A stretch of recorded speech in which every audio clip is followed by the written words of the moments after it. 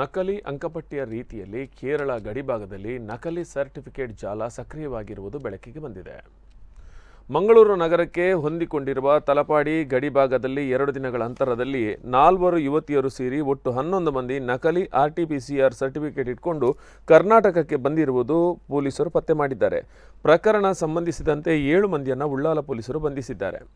ಮಂಗಳೂರಿನಲ್ಲಿ ಶಿಕ್ಷಣಕ್ಕಾಗಿ ಆಗಮಿಸುತ್ತಿದ್ದ 2 ಯುವತಿಯರು ಮತ್ತು ಒಬ್ಬ MBA ವಿದ್ಯಾರ್ಥಿ ನಕಲಿ ಸರ್ಟಿಫಿಕೇಟ್ ಜಾಲದಲ್ಲಿ ಸಿಕ್ಕಿಬಿದ್ದಿದ್ದಾರೆ.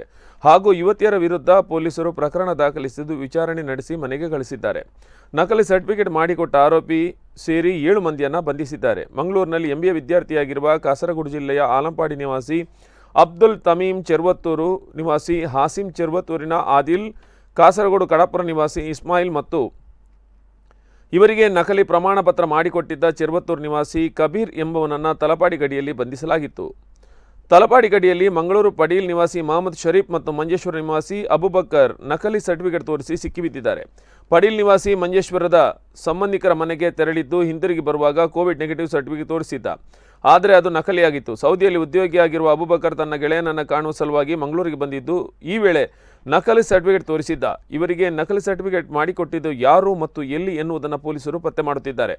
ಕಾಸರಗೋಡಿನ ಇತರ ಆರೋಪಿಗಳು ಚೆರ್ವತ್ತೂರಿನ ಕಬೀರ್ ಬಳಿಯಲ್ಲಿ ನಕಲಿ ಸರ್ಟಿಫಿಕೇಟ್ ಮಾಡಿದ್ದವರು ಎನ್ನುವುದು ತನಿಖೆಯಿಂದ ಬಯಲಾಗಿದೆ. ಈ ಬಗ್ಗೆ ಖಚಿತ ಮಾಹಿತಿ ಪಡೆದ ಉಳ್ಳಾಲ ಪೊಲೀಸರು ಕಾಸರಗೋಡಿಗೆ ದಾಳಿ ನಡೆಸಿ ಆರೋಪಿಯನ್ನು ಬಂಧಿಸಿದ್ದಾರೆ. ಕಾಸರಗೋಡಿನಿಂದ ಮಂಗಳೂರಿಗೆ ಬರುತ್ತಿದ್ದ ಇನೋವಾ ಮತ್ತು ಇಟಿಯೋಸ್ ಕಾರು 2 ಬೈಕ್ಗಳನ್ನು ವಶಕ್ಕೆ ಪಡೆದಿದ್ದಾರೆ. ಉಪ್ಪಳ ಮೂಲದ 2 ವಿದ್ಯಾರ್ಥಿನಿಯರು ವಿಚಾರಣೆ ಸಂದರ್ಭ ತಮಗೆ ಬೇರೆ ಗೆಳೆಯರು ಸರ್ಟಿಫಿಕೇಟ್ ಮಾಡಿಕೊಟ್ಟಿದ್ದರು ಎನ್ನುವುದನ್ನು ಒಪ್ಪಿಕೊಂಡಿದ್ದಾರೆ.